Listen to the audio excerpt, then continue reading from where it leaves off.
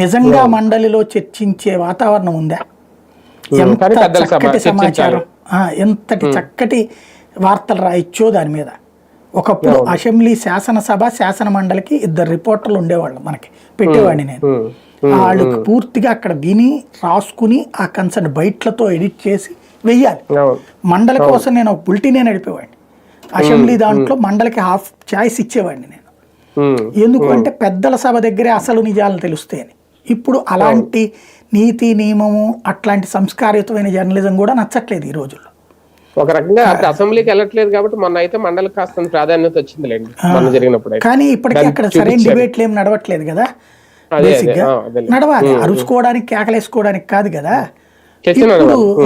ఇప్పుడు వీళ్ళ నుంచి ఏదన్నా పబ్లిక్ ఆశిస్తుంటే, అంటే ఈ ప్రభుత్వంలో సరైనటువంటి చర్చ జరగట్లేదు అని నిరుద్యోగులు విద్యావంతులు అనుకుంటుంటే వాళ్ళు అప్పుడు ప్రభుత్వానికి వ్యతిరేకంగా ఓటేయాలి.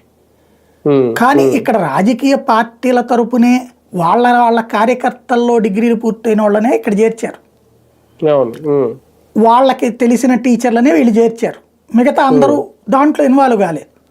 కాబట్టి దీని మీద పెద్ద హోప్ ఏం లేదు నాకు తెలిసి 99% తెలుగుదేశం గెలవడానికి అవకాశం ఉంది. అలా కాకుండా విపరీతమైన ప్రభుత్వ వ్యతిరేకత వస్తే మాత్రమే ప్రతిపక్షంలో ఉన్నటువంటి లేదా ఇప్పుడు ఈ కమ్యూనిస్ట్ ఐడియాలజికల్ అభ్యర్థులు గెలిచే అవకాశం ఉంటుంది. అంటే స్వతంత్రులు పెరుగుతున్నారు అంటే ప్రభుత్వం మీద వ్యతిరేకత ఉండడం వల్లే వాళ్ళు బయటకు వచ్చి నామినేషన్లు వేశారు. అట్లేం లేదండి, ఎప్పుడు ఉంటారు.